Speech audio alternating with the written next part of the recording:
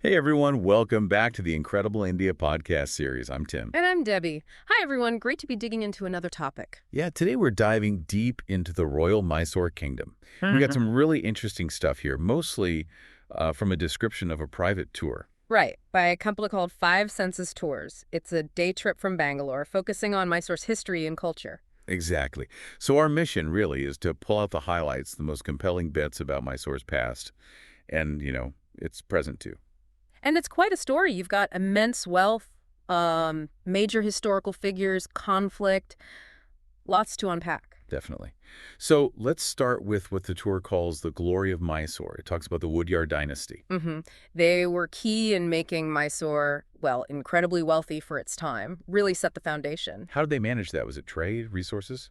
A bit of everything, really. They were quite strategic. They promoted things like silk production, sandalwood carving.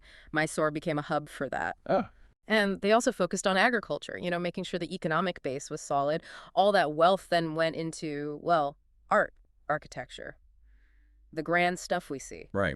And speaking of powerful figures, you can't really talk about Mysore without mentioning Tipu Sultan. Absolutely not. The tour goes to Srangapatna, his capital. Yeah, and it highlights his resistance against the East India Company. Yeah. But the bit that really jumped out at me was rockets. Oh, yeah. Pioneer in military rocketry. In the 18th century? That's Yeah. pretty amazing, isn't it? It really is. These weren't, like modern missiles, but they were advanced for the time.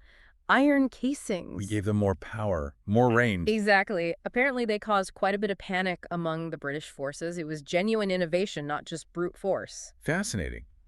So from Sarangapatna, the tour moves to the Mysore Palace itself, the highlight, as they say. And for good reason, I imagine. The description sounds incredible. Yeah, Indo-Saracenic architecture. It says it blends Hindu, Muslim, Rajput, Gothic elements. Which is interesting in itself, right? That style sort of emerged during the Raj. It was a way to express Indian identity, but incorporate some Western trends, too. So a conscious choice, not just a random mix. Very much. The Mysore Palace is a prime example. And the scale, 3 stories, marble domes, that huge 145-foot tower, it was definitely meant to impress, to project power. The guided tour inside covers quite a bit. Public hall, private hall, the Dolls Pavilion. Ah, the Gombe Thadi. Yeah, that's really interesting. What is it exactly? Just a collection of dolls. Well, yes and no. It's more than just display. It's actually part of a ritual, especially during the Dasara festival. Oh, right. The dolls are arranged in piers, deities, myths, everyday life scenes. It's like a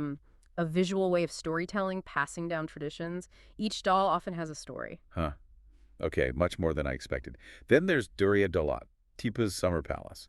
Also Indo-Saracenic, famous for its murals. Right, depicting the wars with the British. They even mentioned a specific painting, Storming of Sharangapatna. By Sir Robert Kerr Porter. Yeah, seeing that depicting the fall of Tipu's capital on May 4th, 1799, inside his own palace, must be powerful. Definitely poignant. And these murals, they're like Mysore's perspective on the conflict. Largely, yes, which is valuable because it often contrasts with British accounts. It gives a different viewpoint. Adds another layer. Okay, then the tone shifts a bit. Bailey's Dungeon. Yeah, the name says a lot, doesn't it? It does, where Tipu supposedly imprisoned British officers. They mention grim tales. It's that stark reminder of the human cost of the conflict, the conditions, the struggle. It's the darker side of the story, but important for understanding that intense rivalry. Right. To lighten things up, though, the tour also includes the Mysore Bazaar. Ah, good. Bit of local life. Yeah, calls it a charming old bazaar, a sensorial delight. Flowers, spices, jaggery. Sounds vibrant. And that's crucial, isn't it? To connect the history to the present day. See the living culture, the local economy in action. Smell the spices, see the colors. Grounds the whole experience. An interesting point they make is about appreciating Mysore's history as a welfare state during its peak. That's a key part of the Woodyard legacy, actually, beyond the grandeur. So not just focused on military or riches? No, they implemented reforms for agriculture, irrigation, public works, supported education, arts too. Maybe welfare state isn't quite the modern term, but they were focused on their subjects' well-being. It helps stability. Makes sense. Now, shifting to the tour itself, they mentioned it's a private tour. Which has its perks, right? More personalized attention, flexible pace. Yeah, and it's all-inclusive transport, guide, lunch, entrance fees. Takes the hassle out. Definitely. Allows you to just sort of soak it all in without worrying about the logistics. I also like that they mentioned supporting the local community How so? by using local guides and getting things like flowers or coconuts from small local businesses. Oh, that's great. Responsible tourism. It means the benefits actually stay within the community more directly. Vital for places like this. Yeah, definitely a plus. They also included snippets from TripAdvisor reviews. Ah, the social proof. What did people say? Overwhelmingly positive, actually. Lots of praise for the guides mentioned Manjunath, Nohad, Shiva Kumar, Shiva, Harish, Jamal by name. Wow, that's specific. Shows the guys make a real impact. Totally. People love the historical insights, the cultural context, just the whole day trip experience. Any downsides mentioned? Just one minor comment about feeling a bit rushed at some Yeah. spots, which, can happen on a packed day trip. Sure, it's always a balance, covering everything versus lingering, but overall positive, you said? Yeah, very much so.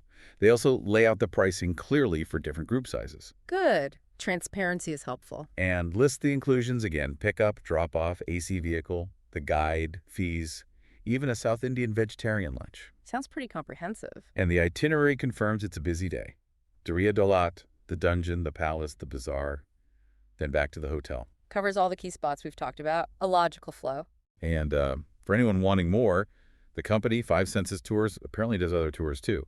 Bangalore, Hampi, Somnathpura. So, options to explore more of Karnataka if you're interested. Good to know. Okay, so wrapping up our deep dive, we've touched on the Wodeyar's wealth, the Mysore Palace's amazing architecture, Tipu Sultan's story, the resistance, the rockets. The summer palace, the darker side with the dungeon, and then the vibrancy of the bazaar today. Yeah, it really feels like a place where history is, well, still very present and intertwined with daily life. Absolutely. From the grandeur to the grit, the royal Mysore kingdom offers such a rich slice of Indian history. So if listening to this has got you intrigued about Mysore, and maybe this tour specifically, you can find out more or book. How do people do that? The description says you can send an email to contact@fivesensestours.com. That's 5, the numeral. Contact at fivesensestools.com.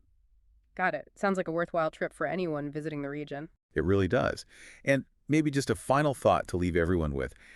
How does digging into the stories of these old kingdoms like Mysore actually shape how we see India today and maybe even its future? That's a deep one. Something to chew on. Definitely. Well, thanks everyone for joining us on this deep dive for the Incredible India podcast series. See you next time.